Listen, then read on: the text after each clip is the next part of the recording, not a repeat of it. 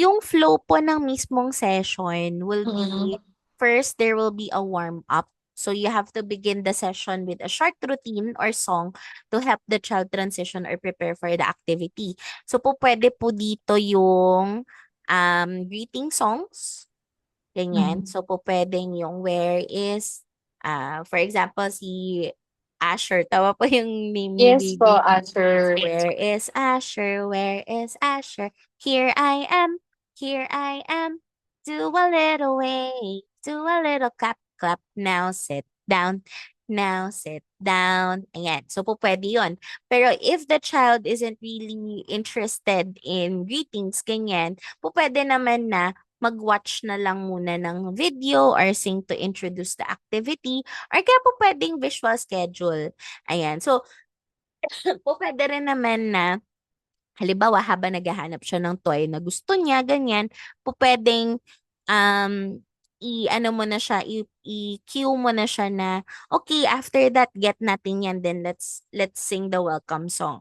Ayan. So, kahit hindi sila masyadong mag-play along or mag-respond, okay lang. Basta, we get to model the actual greeting na, ano, na we're looking for this person, tapos we wave, and then we are happy about it, and that we sit down for the session. Parang ganyan. Tapos, po pwede tayong gumawa ng visual schedule. So, usually for older kids, better yung visual schedule. Ayan. So, i-write down or i-draw yung schedule dun sa whiteboard while modeling the activities in simple language. So, I'll give an example. Kunwari po, mag-drawing tayo. Ayan. So, kunwari may whiteboard siya. Ayan. So, kunwari, pupwedeng, okay, first we're going to sing a song. So, parang meron tayong, um, may drawing ng parang musical note, ganyan. First, we're going to sing a song. Ayan. Tapos, after that, we're going to watch a video. So, po pwedeng icon ng YouTube. So, simple drawings lang, ganyan. We're going to watch some YouTube. And then, after that, we're going to cook. So, magdodrawing si teacher ng, ay, magdodrawing si teacher ng casserole, ganyan. We're going to cook. And then, after that, we're going to say bye-bye. Ganyan. Or kung mag-obstacle course, for example, ayan. We're going to play with hoops, ganyan. Or we're going to jump around, ganyan. Obstacle course. And then after that, we're going to say bye-bye. Tapos after nung singing, kung mapapasunod yung bata or kumbaga, very engaged naman siya, then you can also ask the child to put the check. So, okay, we're done singing. Can you put a check? Tapos you show how to do it, and then you give the marker to the child. Bibigay yung marker sa kanya para siya naman yung mag-a-add ng check. So usually this is used sa mga school age pero can also work with toddlers. It works with my toddler. So pwede naman siya for toddlers. Ayan, usually kahit mga simple icons lang sila. Ayan. So that's a simple visual schedule. Tapos mag-a-add na lang sila ng check, ganyan, para makita nila kung ano yung susunod na. Ayan. And then, after that, dito na tayo papasok sa activity. So, doon po sa flow, second is play-based practice. So, doon sa play-based practice, doon natin gagamitin lahat ng language stimulation techniques, tsaka yung setting up the environment. So, pagka play-based, kailangan talaga hindi muna natin sila i-force or hindi tayo mag-elicit masyado sa kanila. Ang focus natin is to model, model, model, model lang. So, for this one, ang supposedly po, ang lalabas dito would be may multiple activities. So, in this case, pretend play. Pwede rin na book reading, pwedeng watching a video about cooking, pwedeng actual na kunwari, meal time kung may baon yung bata. So, yun yung mga other options. So, in this case, for example, prines nila yung pretend play. So, ito yung mga lalabas na um, parang steps niya. So, first, you have to present the activity. Ayan, may specific naman na anong gagawin nila. So, ipapresent nila yung food items na gaya ng nabanggit ko kanina, kailangan merong obstacle muna yung bata or hindi niya ma-open ka agad. So, po pwedeng you shake the box to get the child's attention, ganyan. Tapos, you have to really present it na as if super excited ka about it. So, oh wow, look, do I have? Tapos, shake mo yung box. Oh, let's open the box. Knock, knock. Then, open the, we can use the communication board to see open, open. Okay, let's open the box. Ayan. So, na-open na yung box. And then, now you're going to set up. So, while you take the items out of the box or if, for example, hindi siya naka-box, ganyan, basta may lagayan siya, tapos tinitake out nung bata, kung gusto niya siya yung magti-take out, then, you try to still label them and then use gestures and point to the communication board icons. So, for example, this is a cup. So, ilalagay mo yung cup near your mouth. This is a cup. Thus, you can gesture how to drink. So, drink. I'm drinking. Drink, drink. Then, papakita mo yung communication board. Tuturo mo yung drink. Drink. This is a cup. Drink. Drink. Drink. Ayan. Tapos, kunwari, yung spoon. Oh, yes, that's a spoon. Spoon. This is a spoon. Spoon. Spoon. This is what we used to eat. Eat, spoon, eat. Ayan. So, more on modeling lang po talaga. So, hanggang mailabas lahat ng mga toys, for sure yan, lalabas nila yan lahat. You take the opportunity to label everything. And then, after that, ito naman, preparing na ng food. So, you're going to use the self-talk or parallel talk to describe the actions. So, kunwari, let's cook. I'm hungry. I want an egg. Let's cook some egg. Eat egg. Eat egg. Ayan. Oh, but first, let's wash your hands. Wash hands. Tapos, kunwari mag-wash kayo ng hands. So, kung hindi niya kayo pinapansin, okay lang. You try to focus on what the kid is doing.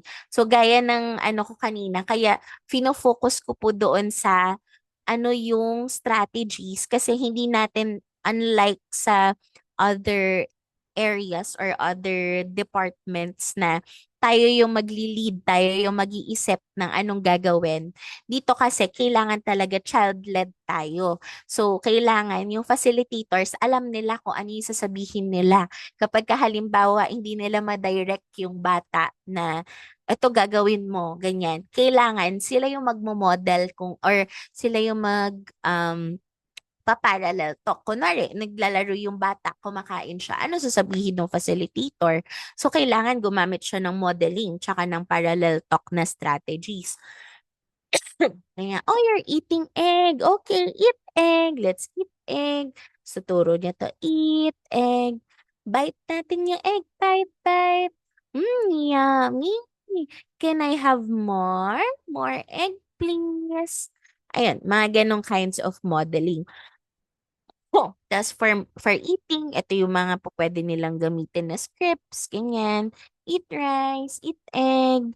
And then for cleaning up, ganyan. Ito din yung mga scripts nila. Ayan. So, ito po, yung structure na ito or yung mga activities for activity 1 and activity 2, which is yung pretend, play, and structured, iba-iba po siya per program and per session. So, kaya specific din yung mga nilagay ko dito. And then, lagi kong i-remind na kailangan babalik sila doon sa strategies kasi hindi siya parang basta worksheet lang. No, iba-iba siya talaga. So, ayun, after nung nung play-based, pwede na mag-start ng structured or kahit semi-structured.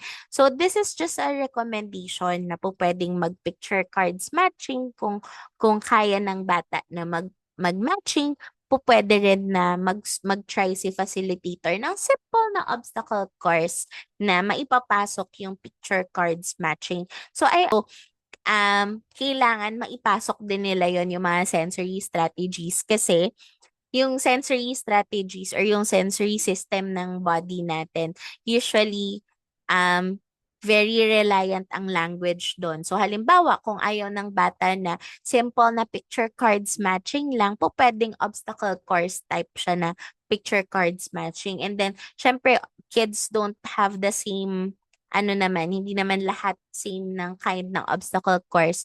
So, pwede naman na any kind of obstacle course na from one place to another, igaget yung ganitong object, tapos ima-match nyo sa dulo, ganon. So, anything that will get the child to move or to try out the activity. Ayan. Tapos, for the review, so kaya merong review kasi, so first you're going to model everything and then you're going to try to elicit na. We're going to try to get the child to show us na kung may na-pick up ba siya dun sa first version or first ng activity. Ganyan. Dito naman sa review, parang generalization siya na even after the pretend play ba or even after the structured na picture cards matching ba, alam pa rin nung bata and kaya pa rin niyang i-apply yung concept. So, pwedeng i-try ito by packing away. So, while packing away, you encourage the child to help you pack away. You can ask the child na siya yung magre-retrieve ng item. Kasi again, ang goal natin dito is ma-learn niya yung names ng mga objects, tapos ma-retrieve niya. So, ayan, kunwari, where's the cup? Siya yung kukuha ng cup, tapos lalagay niyo sa box. So, that's already another practice. So, parang 3 times na na-practice nung bata throughout the session yung mga words na naandito. So, again, dito, kailangan alam ni facilitator yung hierarchy of cues. So pag hindi na alam ni nung bata kung ano yung kukunin niya, magpo-provide na si facilitator ng cue. So kunwari, nakuha niya yung cup, nakuha niya yung spoon, nakuha niya yung fork. Pero yung plate, hindi niya nakuha. So anong gagawin ni facilitator? The facilitator will give 10 seconds. 1, 2, 3, 4, 5, 6, 7, 8, 9, 10. If the child doesn't respond, where's the spoon? Spoon. Another 10 seconds. Pag wala pa din, you can hold up 2 objects. The spoon, let's say the spoon and the plate. Oh, where's the spoon? Yan. Tapos pag hindi pa din niya nakuha yung spoon, you move the object closer to the child para medyo mafo-force mo siya na to get the spoon. And then, after nun, pagka hindi pa din niya kinukuha, then you give it to them na this is the spoon, or you put it inside the box na. Ayan. So, yun na yung direct demonstration or modeling. So, when filling out so this is just a way to check kung nagawa ba nung bata, kung hindi ba niya nagawa, kung meron ba siyang hindi nakuha, ganyan. Ayun. So, yun na po yung first session. And then, yung second session naman is all about bathing naman. So, same pa rin yung structure na magwa-warm up, pwedeng greeting routine, pwedeng visual schedule, pwedeng watching. And then, for number 2, papasok yung play-based. So, ito ulit yung mga examples for play-based na activities. Ayan. And then, yung structured ulit. And then, review for packing away po ulit. So, yun lang naman po yung structure for for ano ba to? For the sessions. So, iba-iba po yung activities for each program.